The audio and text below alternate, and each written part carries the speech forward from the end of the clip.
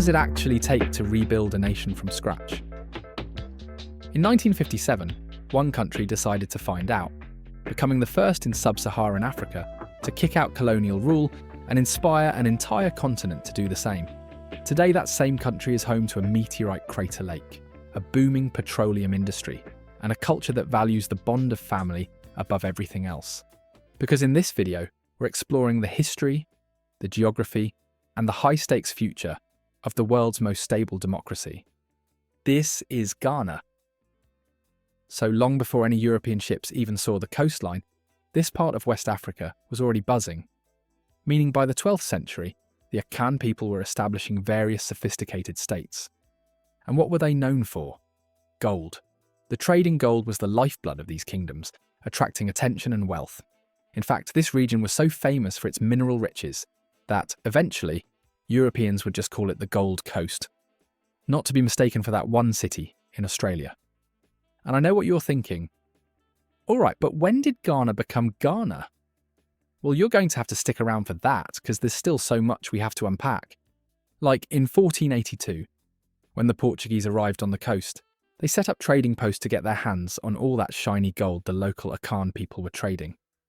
By the 1500s, though, things took a tragic turn as the transportation of human beings started to overshadow gold as the main export. This only got more intense in the 1600s, when the Dutch, English, Danish and Swedish all showed up, building those massive stone forts you can still see today, like Elmina Castle, to organise the slave trade. So amidst all this, the Portuguese eventually packed up and left in 1642, handing their spots over to the Dutch. Then 1701 happens. This was when the Ashanti Kingdom rose under the great King Osei Tutu. They were a total superpower, with a disciplined army and a massive territory, ruling the region for the next 2 centuries with incredible wealth and military might.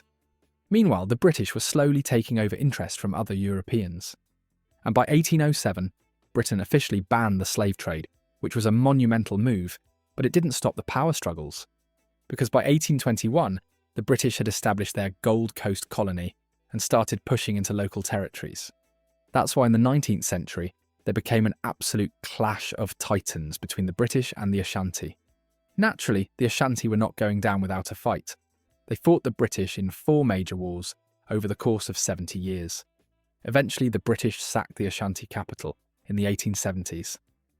And by 1901, the Ashanti finally lost their independence, and the British unified the whole area into one single colonial unit. And you know what that meant. Colonial rule meant Western education and new systems, but it also meant the British were stripping the land of its resources. This was when the seed of resistance really sprouted. It continued to grow, especially in 1948, when British police killed 3 war veterans during a protest. That shocking event changed everything. It fired up the independence movement led by a name you have to know, Kwame Nkrumah. He negotiated with the British and, on March 6, 1957, made history. Ghana became the first black sub-Saharan country to shake off colonial rule, inspiring liberation movements all over Africa. And remember about that name change I told you earlier? Well, when they became an independent nation, they decided to change their country's name from Gold Coast to Ghana, which was inspired by the ancient Ghana Empire. For a while, everything was smooth sailing. Nkrumah became president. But by 1964, things got messy when he made himself president for life and cracked down on opposition. He was overthrown by the military in 1966, kicking off a few decades of back and forth between military and civilian rule. When things started to finally stabilise in 1981, that's when Jerry Rawlings took power and later introduced a new constitution in 1992 that brought back fair elections. Since then, Ghana has become a shining example of a stable democracy.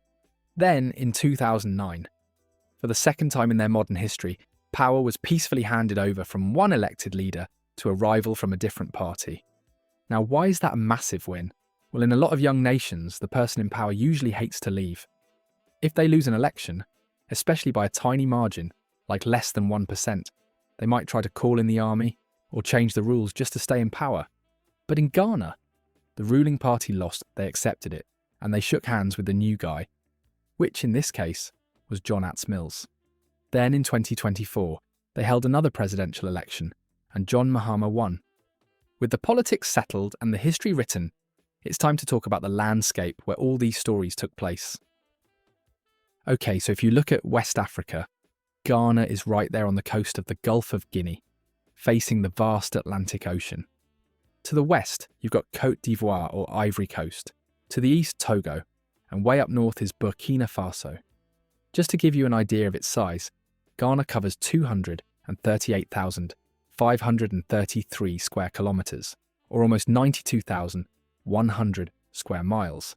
When you look at the terrain here, you won't see many jagged mountain peaks because Ghana is mostly a world of wide open plains and low plateaus. And right in the middle is the north-central Voltaian Basin, which is basically a massive bowl of ancient rock. While that in itself is pretty impressive, the coolest parts are the sheer cliffs or scarps like the Kwahu Scarp in the south, or the Gambaga Scarp up north. They're basically nature's version of a giant stone wall. Up there I can just imagine how breathtaking the views are. But if you're still hunting for other amazing spots to sightsee, you've got to head east to the Aquapim Togo Ranges. This mountain system is where Ghana really reaches for the sky, especially at Mount Afajato, which hits a peak of 2,903 feet, or 885 metres. But honestly, the real MVP of Ghana's geography isn't a mountain, it's the water, specifically the Volta River Basin, which created Lake Volta. And what's interesting about it is that this isn't actually a natural lake. It's a massive human-made reservoir created by the Akosombo Dam.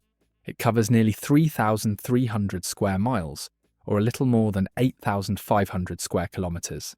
It acts like a giant highway and power plant right in the centre of the country. So, while the Volta is the main attraction, you've also got rivers like the Pra and the Tano flowing south into the ocean. And for a bit of a sci-fi twist, there's only one true natural lake here, Lake Bosumtwi, and it sits right inside a meteorite crater. How cool is that? Now, as you travel from south to north, the scenery completely changes based on the rain.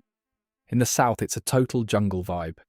Lush rainforests with giant trees like silk cotton and mahogany, creating a thick green roof over your head. But move toward the capital, Accra, and you hit the coastal savannah, where it's drier and dotted with giant termite mounds that are basically the skyscrapers of the insect world. Keep going north, and the landscape opens up into the northern savannah. It's got a single rainy season, followed by a serious dry spell, so you mostly see tall grass and tough trees like the shea butter tree. Of course, all those different trees mean some wild neighbours, like elephants, leopards, monkeys, and rich natural resources like gold, diamonds, and manganese. Which brings us to this question: how did they turn all that nature into one of the fastest growing economies in Africa? Well, when you talk about the economy, the first big number is usually the GDP. For Ghana, the numbers are looking fantastic, even better than official estimates. Analysts are looking at Ghana with real excitement. World Economics estimates that Ghana's 2025 GDP in purchasing power parity terms is estimated to be about $394 billion. And they see that figure climbing even higher to $408 billion in 2026. So where is all this growth coming from? First, there's private consumption. Ghanaians are buying things, and rising consumer demand is a key pillar of expansion, showing confidence in the future.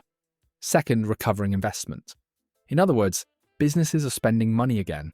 Right now, fixed investment is rebounding from a sharp contraction, meaning capital is flowing into productive sectors of the economy. This signals renewed business confidence.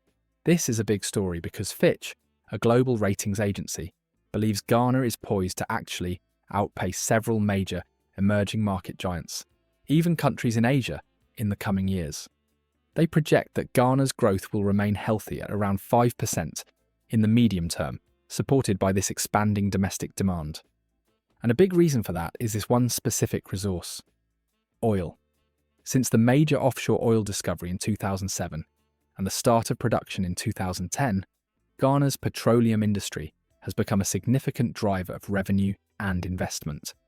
This is the resource that helped them solidify an international ruling with the Ivory Coast on a maritime border dispute back in 2017. So, the big picture. Ghana has successfully moved from being a historical beacon of independence to becoming a modern beacon of democratic stability and robust economic potential in Africa.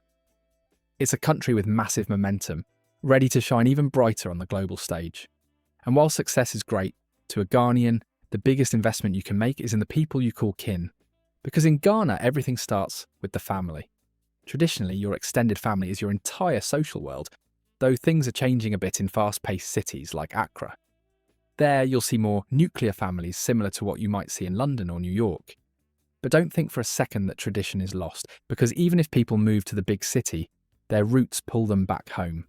So it's totally normal for city folks to travel back to their rural villages for huge family reunions or funerals to keep those ties strong. And you know what? Where there are traditions, there is art. Ghana is bursting with it, especially from the Ashanti people. You've probably seen the richly coloured, hand-woven kente cloth. It's pretty iconic because each pattern actually tells a story. Although that's not all there is. If you visit the city of Kumasi, you can tour craft villages where people spend their lives perfecting these arts, from stamping Adinkra cloth symbols to carving incredible wood figures. These are all beautiful examples of Ghana's indigenous artistry. But if you're looking for the absolute soul of Ghana, do you know where to find it? It's in the food. Ghanaian cooking's all about hearty, starchy staples paired with flavour-packed soups. You'll definitely hear about fufu. It's made from cassava or plantains that are boiled and pounded into a stretchy ball, perfect for dipping into peanut or palm nut soup.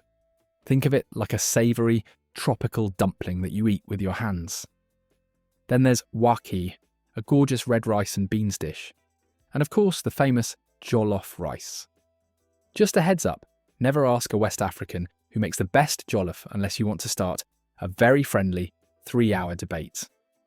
And just as Ghanaians are passionate about their food, they're just passionate about life. You'll see that in how they name their kids.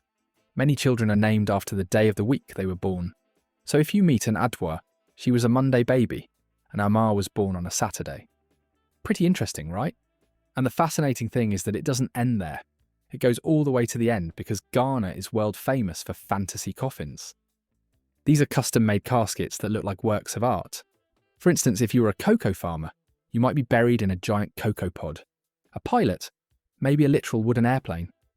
It's a stunning way to celebrate someone's legacy. And speaking of legacy, there's one sport that absolutely everyone lives and breathes. Football.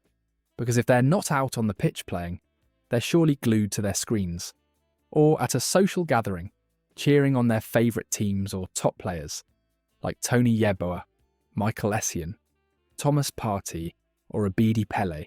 So now that you've seen the full story, I have to ask, is Ghana officially on your bucket list yet? And if you only had 48 hours here, which 3 spots would you hit first? Let me know in the comments down below. And as always, if you enjoyed this video, you'll love this next one.